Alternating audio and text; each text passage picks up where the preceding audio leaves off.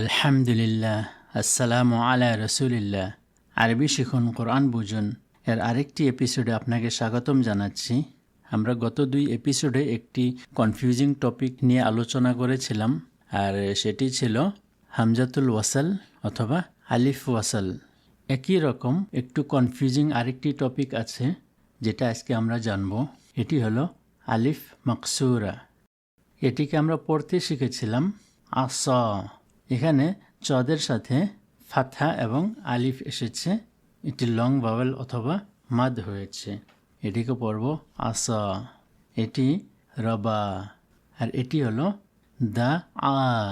দা আ। এটি হলো গজা। গজা। এই 4টি শব্দতে শেষের হারাফটি আলিফ। এটি আসা, এটি রবা, এটি দা আ, এটি গজা। এটি আমাদের আজকের বিষয়বস্তু না। আজকের আমাদের বিষয়বস্তু হলো এটি। এটিকে পড়ব আমরা হুদা।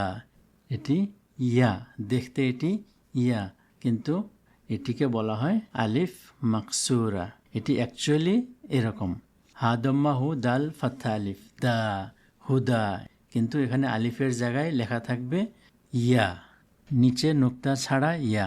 আমরা জানি ইয়াতে নিচে 2টি নুক্তা থাকে, কিন্তু আলিফ মাকসুরাতে কোনো নুক্তা থাকে না। এটাই সেই কনফিউশনটা যে এই আলিফ মাকসুরাকে লেখা হয় ইয়া কিন্তু পড়া হয় আলিফ। যেরকম এটি হুদা। হুদা মানে হিদায়াত, সঠিক পথের দিশা। যেরকম আল হুদা মিনাল্লাহি, হিদায়াত আল্লাহর পক্ষ থেকে। এটি মুসা। এখানেও সিন ফাথার পরে ইয়া লেখা হয়েছে, কিন্তু এটির নাম হলো আলিফ মাকসুরা। এটিকে আলিফের মতোই পড়তে হবে।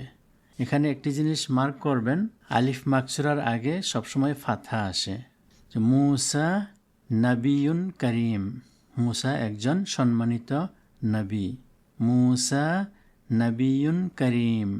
এটি হলো ঈসা। ঈসা। ঈসা রসুল্লাহ। ঈসা আল্লাহর রসুল সাল্লাল্লাহু আলাইহি ওয়াসাল্লাম। এটি ইয়াহইয়া। ইয়াহইয়া। ইয়াহইয়া নবিয়ুন। ইয়াহইয়া একজন নবী। এটিকে পড়ব ইলা। ইলা। ইলা মানে প্রতি, ইংলিশে বলা হয় টু। ফর এক্সাম্পল, এটিকে পড়ব যাহাবতু। যাহাবতু ইলা আল মসজিদি। যাহাবতু ইলাল মসজিদ, আমি মসজিদে গিয়েছিলাম। এখানে এটি আলিফ মাকসুরা। এটি হারাকাত নয়, এটি মাদ অথবা লং ভাওয়েল, ফাথা আলিফ। ইলা।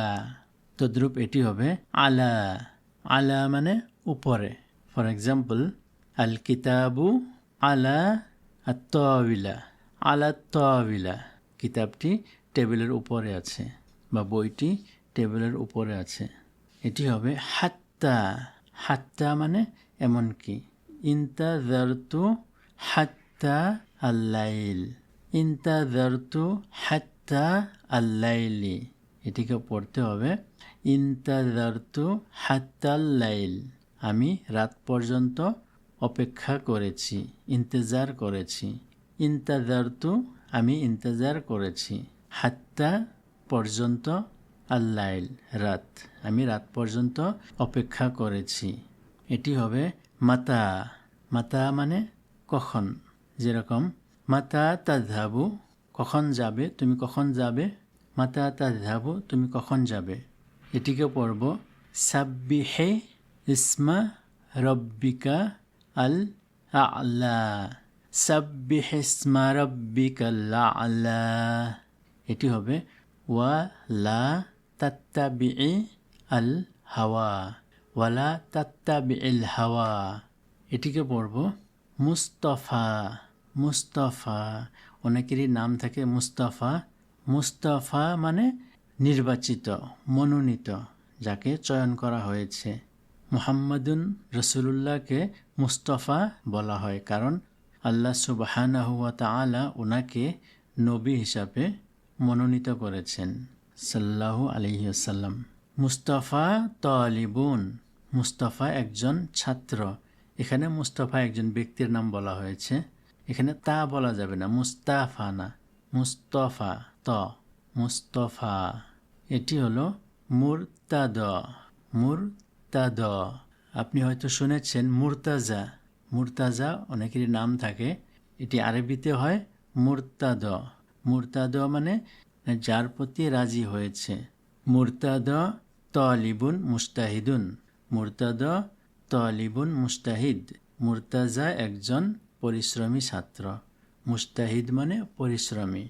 এটিকে পড়ব মুস্তাশফা। মুস্তাশফা। মুস্তাশফা মানে হসপিটাল। যাহাবতু ইলা আল মুস্তাশফা। যাহাবতু ইলা আল মুস্তাশফা। আমি হাসপাতালে গিয়েছিলাম। সো আমরা জানতে পারলাম যে আলিফ মাকসুরাকে নুক্তা ছাড়া ইয়ার মতো লেখা হয়, কিন্তু একে আলিফের মতো পড়া হয়।